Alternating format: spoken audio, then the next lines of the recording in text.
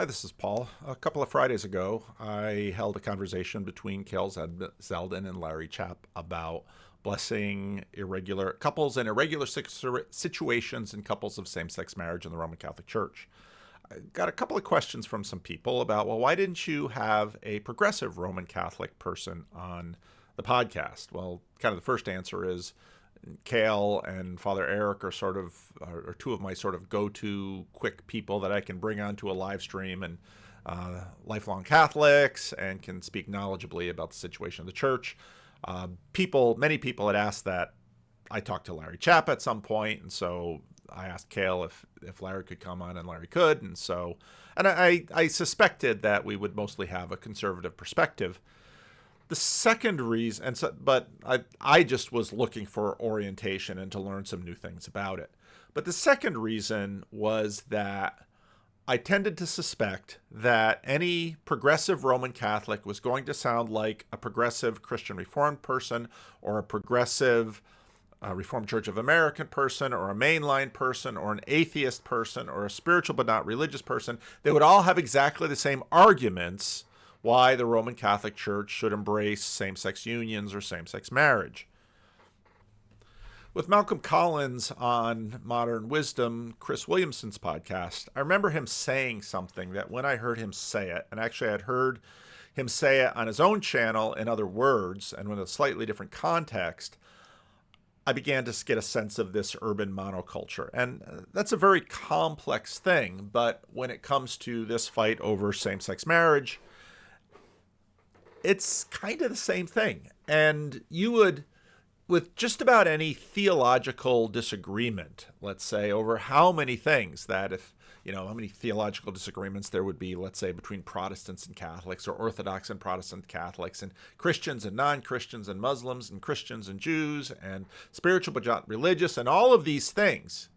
When it came down to this issue, all of the progressive Catholics look like the main line, they all sort of look alike. All of their arguments are the same. And again, I'm not weighing in on the arguments. I think there are some powerful arguments, but it's a complex question. Now, I think the question works a little bit differently in the different churches, but what's interesting is that all of these religious differences sort of wash away. And this is the point that Malcolm Collins makes in this video.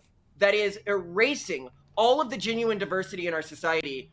One of its core messages is negative utilitarianism. And I had never heard that term before, negative utilitarianism. The core evil thing in the world is human suffering, and that human happiness just doesn't really matter. And there it is right there. And if you might remember that a couple of days ago, I did this long video on Sam Harris and Jordan Peterson. Every time I listen to Sam Harris, every time I listen to arguments within the church, mostly from sort of this progressive point of view, suffering is equated with evil. Okay, negative utilitarianism. It's like, well, I didn't know it had a name, but there it is. And, well, let's let him finish. And I put this on my Vanderclips channel just because it's easy for me to find there. It is largely outweighed by human suffering, and therefore it's better in the diversity in our society. One of its core messages is negative utilitarianism. The core evil thing in the world is human suffering, and that human happiness just doesn't really matter, or it is largely outweighed by human suffering, and therefore it's better if humans don't exist. And that's the end goal for the urban monoculture, I think, for a lot of people. What do you mean when you say urban monoculture? Well, okay, so this sort of gets down into my personal politics to some extent, but I think that if you look at society right now, it's largely becoming divided into two factions, and there has been a major political shift around what conservative and progressive means. The progressive is the party of this urban monoculture, which is a single sort of cultural group or virus that infects other cultural institutions and erases whatever makes them unique and aligns all of their goals. So if I talk with a progressive Muslim or a progressive Jew or a progressive Catholic, or a progressive Unitarian Universalist, and I scratch beneath the surface, often their morals, their views on gender, their views on what future they want for the world are all very, very similar. If I look at conservatives from each of those factions, their worldviews are very different. And what the Conservative Party seems optimized around, so where the Liberal Party is optimized around the goals of this monoculture, so spreading the monoculture and reducing in the moment human suffering. That's why they promote things like haze, like don't tell somebody that it's unhealthy to be fat because that could hurt their feelings in the moment, even though obviously it's bad for them in the long term. But the conservative movements all have in very distinct cultural histories, which they are trying to preserve. And that is often, if I look at the conservative movement today, it's an alliance of these older traditions and newer but deviant and distinct traditions that are trying to maintain cultural fidelity and exist 100, 200 years from now. And so when I talk about the monoculture, that's what I'm talking about. This thing that wants to, when my kids go to school, say, this is what correct morality is. This is the way you should see the world. And if your parents are telling you anything else, they're deplorable and wrong. Now, this focus on suffering, and especially temporary suffering, is really key in this. Again, I've told the story a few times. I'm suddenly on YouTube, I'm having conversations with people, and let's say the fight within, there's a long conversation within Christianity about divine judgment, hell. And I keep hearing people call it eternal conscious torment. And it's like, I never heard it called that before. But that framing of it is clearly from our culture. I mean, you can read stories of hell in the New Testament from Jesus, outer darkness, gnashing of teeth, things of this nature. Eternal conscious torment. It's just interesting how it is framed in that way. And he also makes the point that Preserve. it's framed in terms of a very temporary thing. So Malcolm Collins makes the point that I don't want you to feel bad about your body image right now. And so basically we as a culture are going to agree to affirm you in something which, at least by most medical standards, I mean, when I go to my doctor and I step on the scale, my doctor doesn't sit there and wring his hands about, I really don't want to hurt Paul's feelings by telling him that he could stand to lose a few pounds. My doctor has never done that. My doctor has never felt that. I in fact, remember, probably didn't even weigh then what I weigh now. I was back on home service, saw one missionary doctor, and I'm laying on the table because you get back and the mission has you see the missionary doctor because the mission can save money because it's self-insured, yada, yada, yada. And I'm laying on the table and the doctor looks down at me and said, "Did you ever consider yourself to be obese?" And I thought, why, no, I hadn't. But, he certainly didn't care about my feelings. And, my present doctor, too, he's looking out for my future health and saying, carrying all this weight, well, you're probably better off if you lose those pounds. But, well, here's the thing. So my doctor is thinking about my long-term welfare by giving me some short-term discomfort. It just doesn't play within the confines of reality. Yeah. Right. And actually, that's one of the things that I think is so cruel about so much of the sort of discourse around trans. Like, there's this line, actually, there's this great, there's a writer called Andrew Long Chu, who is trans and who disagrees with me on absolutely everything, but I would say he's a great writer, right? Really, really good prose. And Chu has this line, when you are trans, you become permanently dependent on the kindness of strangers, in the sense that basically no one passes. It's really hard to pass convincingly, particularly if you transition as an adult. It'll always be kind of physically obvious that you're not actually a natal female. What you depend on is people playing along every single time, every social interaction for the rest of your life, so as not to feel dysphoria. And sometimes people won't do that. Little children aren't going to do that. Or like some elderly person with Alzheimer's isn't going to do that. People aren't always going to cotton on that they're supposed to play along. Yeah. And so it means you have this incredibly fragile... Yeah, it's a social minefield. It's terrible. Yeah, and what you're basically... And that's what's being inflicted on people when they're encouraged to go through irreversible surgeries, living their entire life dependent on the kindness of strangers to avoid complete psychological dissolution. Douglas. Living your entire life depending on the kindness of strangers. especially if you have sort of an Augustinian anthropology about, well, kindness of strangers, it's going to fail. Part of what's really clever about Malcolm in this is that he frames it as diversity, which is, of course, this high value in the progressive mindset, and basically says, yeah, you're basically destroying diversity of some kinds, and many people have made this comment. You're destroying some kinds of diversity while trying to basically privilege a certain number of select diversities, but there's going to be real problems with that. Now, his main point is about the diversity of these different theological and cultural traditions. And we should be able to recognize that diversity has its place. It's actually valuable for the human race to have a variety of cultures and traditions amongst it, because I made this point in the live chat today that it's sort of like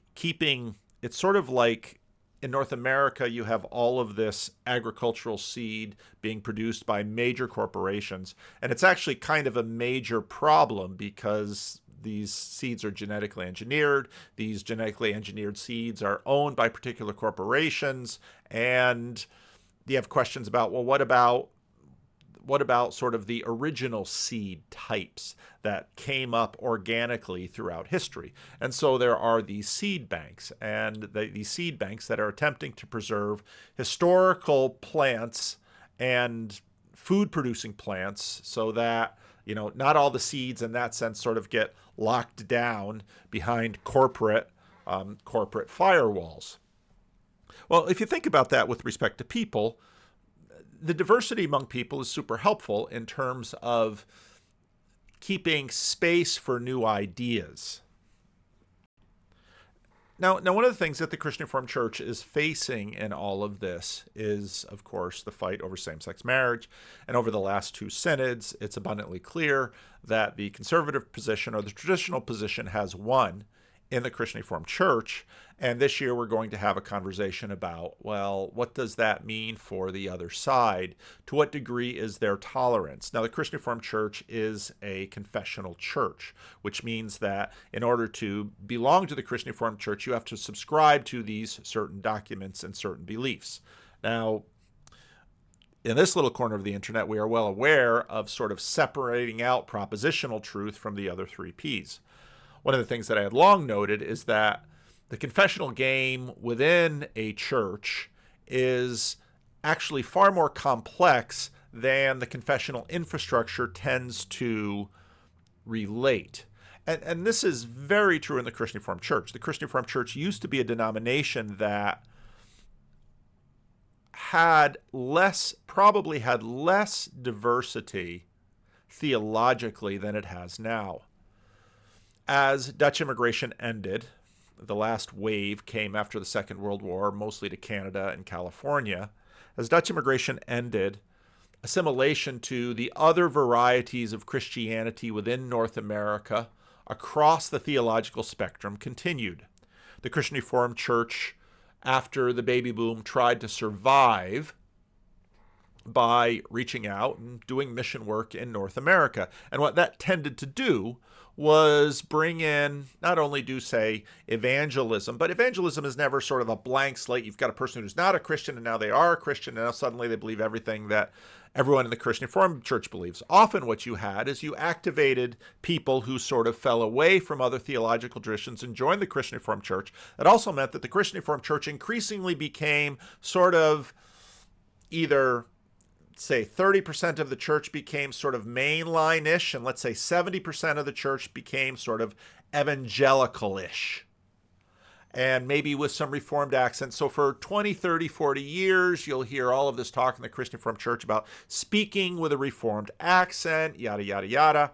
And so really what's been happening in the Christian Reformed Church is an assimilation process. But the mainline church, which sort of had supremacy in the academic realm and in cultural realms, but has been in decline, you see influence in the Christian Reformed Church in terms of assimilation to the main line, mostly in, let's say, the elite structures, the educated structures. The vast majority of the Christian Reformed Church continues to grow much more in terms of broader, more broadly evangelical faith. And even though within the Christian Reformed Church, you're still going to have elements of the church that, let's call them the confessionalists, that pay a lot of attention to, let's say, the Reformed distinctives, the Belgic Confession. And this group very much got bolstered by the Young, Restless, and Reformed movement. And actually, some of the leaders in the confessional side of the Christian Reformed Church were either reinvigorated by, let's say, influence from Tim Keller or John Piper, or people actually came into the Christian Reformed Church from those camps and are now part of the Christian Reformed Church and influencing it in that way. So you see this process going on. And now we're going to have a talk about confessionality, and the real fight is over, well, there was a gravamen which expressed confessional difficulty, which had been used sort of as, okay, I believe this, and this, but not this one here. So as long as I declare this, not this one here, then I'm good in terms of my subscription with the Christian Reformed Church, and that's it. Now, I think the Abide camp has made a very strong case that this historically has not been the assumption within the Christian Reformed Church. It was sort of written up that way, and it's been interpreted that way, which now presents some in the Christian Reformed Church that are out of confessional status because of the church's decisions with respect to same-sex marriage, finding the church holding a traditional view of marriage as part of its subscription, thus putting a whole bunch of people in hot water in terms of subscription. Now, it's also important to mention that for a very long time now in the Christian Reformed Church, the subscriptional machinery has been nodded to, but not terribly enforced. And by that I mean that the Christian Reformed Church has been getting increasingly more lax with respect to whole ranges of things as part of its assimilation into both a mainline world, but the majority within a conservative evangelical world.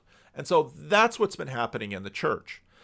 But while that has been happening, far deeper things have also been going on in terms of the loss of generations to the Christian Reformed Church. Now, again, some have assimilated into other branches of the church. Some have assimilated in, let's say, some more rigorous Reformed groups. The Young, Restless, and Reformed movement had their emphasis. Some have just kind of become evangelical, but many have sort of gone into that urban monoculture. And that then creates a very interesting dynamic for the Christian Reformed progressives, because on one hand, they find themselves numerically in a real problem in the Christian Reformed Church. But if you say followed, and this was, let's say, I think I clipped it. Rita Klein-Gelting, classes Quinty. I have a question for the majority committee, and I think I know the answer. Actually, 4 questions, but I know the answer, but because otherwise I wouldn't have signed the minority report. If this passes, can someone who is unsure of what God expects of LGBTQ peoples, can that unsure person become a member of the CRC? Question 2, can someone who is unsure become an office bearer in the Christian Reformed Church, in our churches? Number 3, can someone who is unsure sign a gravamen? Is that okay? I've been a member of the Christian Reformed Church all my life, as my husband and our parents and my 4 sons, my 4 boys, who are, Karen knows they're men, and their wives are all following Jesus and are members of the Christian Reformed Church. My 12 grandchildren are members of the Christian Reformed Church. If my 4 sons and their wives fall into this category of unsure, can the CRC still be their home? You may answer the question. Church now all grown up in order. And that's a powerful question. And it has to do with, well, what does subscription look like? Because these propositional beliefs are of a certain nature, and I'm not saying these are incidental. I'm not saying this isn't a framework that can be used, but it is certainly not a framework that stands alone. So how do you navigate this? Now, I want to play another clip from Malcolm and Simone, where Malcolm talks a little bit about his own journey and talks about something that I've known for a very long time. It's part of the reason that I really wanted to get something like Estuary going, and I'm glad it's going. And sometimes when I talk to Christian Reformed ministers about Estuary, I don't just talk about having open conversations with people outside the Christian Reformed Church. I talk about including people within the church, because what's happening is that many of the old ways of perpetuating culture, forming both propositional beliefs and behaviors, have been going away. And it has changed quite dramatically. If you're looking at like transference of, let's say, Christian values intergenerationally, I know some conservatives, I tell them this and they're like, oh, my kids know not to do that, or they'll be, punished in some way, right? And it's like, well, what you're telling me is if they didn't still believe, they wouldn't tell you, right? Because you just told me you were going to punish them. And that's a very difficult way in this world today. Historically, that worked. You could punish people into following a faith when they had nowhere else to turn. The problem is that in our current society, it's very easy to leave your parents or leave your parents' tradition once you're of age. And this, I am going to force them with punishment. This is what happened, I think, with Ayla, for example, right? Her father, Calvinist tradition, similar to ours. Now, that goes by fast, but it's helpful for those who are, say, not familiar with the internet to understand that Ayla gained a lot of fame by doing OnlyFans, doing prostitution, becoming a porn star, and her father is a public reformed apologist, someone who argues for the faith. This is the same problem as Ravi Zachariah. It's that, well, if Christians' ideas around sexuality are so good, why can't they themselves live it? And that's a powerful argument. The difficulty is, of course, that traditional Christian values around sexuality have long been known to be strenuous and aspirational. That doesn't mean, I went back and forth with Larry Chapp about this a little bit, but I didn't press the issue. That doesn't mean that people are unable to not commit adultery.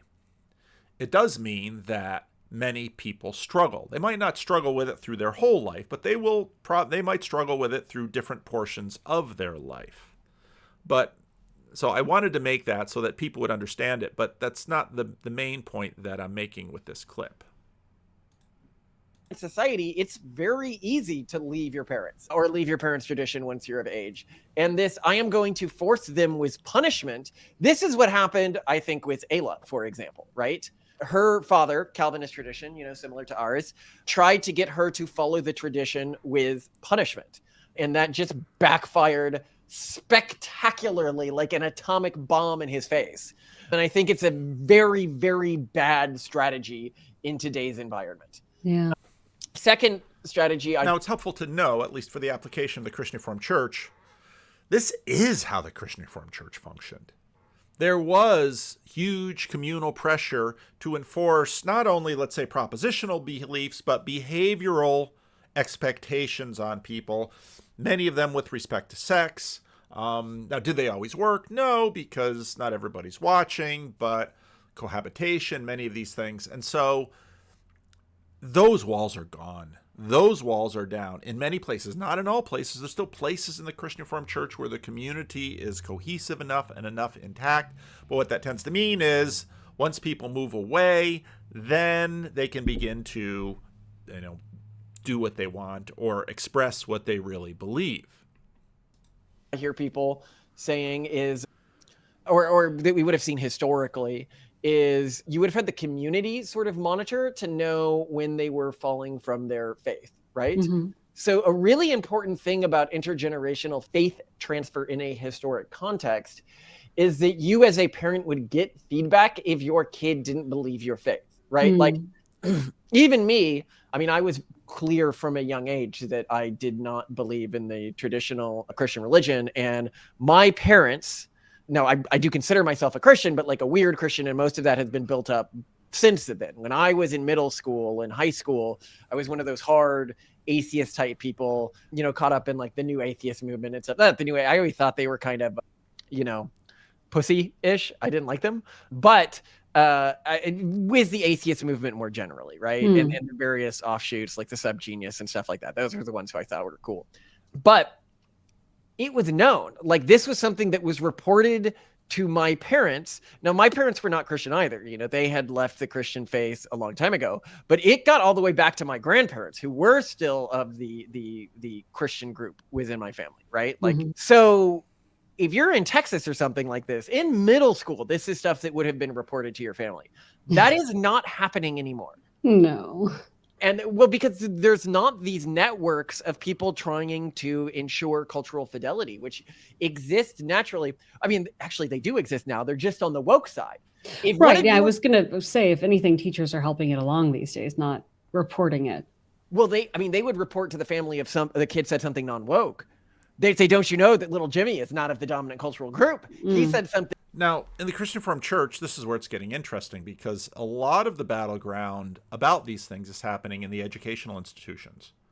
Because there's the expectation that the educational institutions are supposed to maintain, if you're a professor at Calvin College, you have to sign a version of the form of subscription. And of course, when Synod 2022 and 2023 came in with their decisions, suddenly, how's this going to play in terms of Calvin College or Calvin University? I keep calling it Calvin College because that's what it was when I was there. So the community power has a lot of power, but we're in the context where we're facing the biggest influence machine that the world has ever seen. I'm going to finish playing out this clip and then talk about a couple other things. Non-woke, he should be punished for this. I hope he's punished at home and not just at school. He said blah, blah, blah, and this is not an approved fact. So, you are really working with a completely different, not an incrementally different, not a linearly different world than existed when you were growing up. It is completely structurally different. And if you try to go into it with slightly more padding around you or something like that, you are going to be, or slightly more padding around the next generation, they're going to be fucked. This requires really intentional structuring and rebuilding. And there's different ways you can do that. I mean, this is why we wrote The Pragmatist Guide to Crafting Religion. This is why we recorded the audiobook for it, everything like that. We did all of this. And just, if anybody wants it, we sell it for like 99 cents or $2 or something. Like all of the money goes to charity. And the charity goes to trying to create a school system to compete with the public school system, which I think most of the people who would want the book would find compelling. Now, again, this is what the Christian Reformed Church has been doing for a very long time. This set up in the Christian Reformed Church a lot of the dynamics that we did see at Synod, because the progressives in the Christian Reformed Church had a really hard time sort of calibrating their position. And I mentioned this in previous videos, that when they read the news, when they look at TV, when everything is going on, they think, surely we must be winning, and given more time, we will win, because the most powerful influence engine is behind their backs. Grim Grizz on his channel often talks about the normalization of pornography, and he keeps pointing to Friends, and I never watched the show Friends much at all. I didn't really know much about it. But then someone, after I had made that comment, made this point that here's an article by a conservative group that basically makes the same thing. TV sitcoms tell stories. Stories have storytellers. The cast and crew of Friends wanted to push the envelope, knowing that TV was frequently a feedback loop, not only reflects culture but also drives, shapes, and informs it. Friends was the second story on TV to depict a same-sex wedding, decades before Obergefell and a year before Ellen DeGeneres famously came out. Ross Geller's wife leaves him for a woman and marries her. He walks her down the aisle, and after her bigoted and homophobic father declines to do so. NBC was braced for a backlash when the episode aired, expecting thousands of angry phone calls. They only got 2. Of course, progressive heresy hunters have taken aim at Friends for the homophobia apparently utilized in the process of norm smashing. David Swimmer, Ross Geller, shrugs off the criticism as ridiculous. The truth is that the show was groundbreaking in its time for the way that it handled so casually sex-protected sex, gay marriage, and relationships. The pilot of the show was my character's wife left for a woman, and there was a gay wedding, and my ex and her wife that I attended. Indeed, one writer stated that the show channeled the warm hangout vibe through 10 seasons that revolved around 6 friends and their everyday lives, introduced me to lesbianism, surrogacy, and foosball. As McGuire puts it, Friends was the entire sexual revolution tied up in one made-for-TV package and wrapped in a warm hangout vibes. Most people were too busy laughing to notice. As with many sitcoms, people who normally oppose such behaviors unfolding on screen found themselves rooted for illicit hookups, divorce, and laughing at predatory sexual behavior. Joey, she's needy, she's vulnerable, I'm thinking cha-ching. And when religious people consume the same entertainment as everybody else, it creates a sort of moral schizophrenia, laughing along with everyone from porn binges to promiscuity. One day, while attending church to hear the pastor explain how such things are so wicked, God himself had to be crucified to save people from these sins. Most mainstream TV shows offered people the opportunity to entertain themselves by laughing at sin, although few realized it or saw it that way.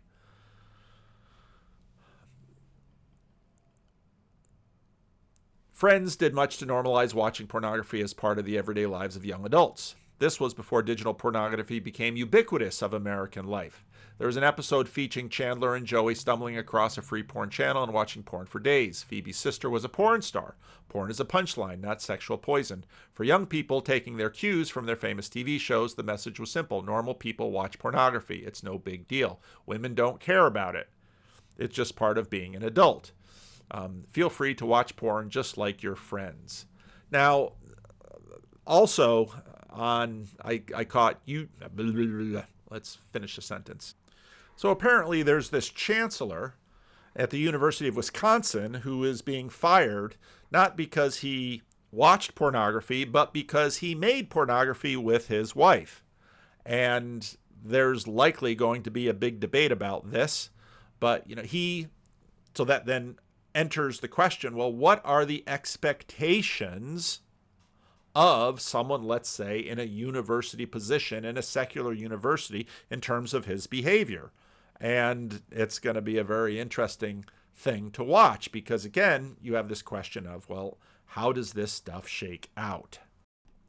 Now, it's important for communities to figure out what is essential to the cultural and formation and beliefs of the community. And so any community that doesn't have boundaries and figure out what those boundaries and figure out how those boundaries are enforced very quickly will not be a community. And this is happening in a context where, in many respects, lots of things are changing and being disrupted because of technological change, et cetera, et cetera. How is this going to go? As we get near Synod 2024, the Christian Reformed Church is going to have to figure out, okay, how in fact does it maintain its boundaries, enforce its boundaries? The easy thing to do will sort of be to try to tighten along propositional lines and just say, well, here's the gate, you're in or you're out. I don't think that's sufficient for anything. You can do that, but what you'll tend to get is people sort of taking silent gravamens, which is, okay, well, they believe differently, but they're not going to say anything, sort of what Malcolm was talking about, because it gets enforced. And then what you don't enforce, what obviously actually you need is a program of formation.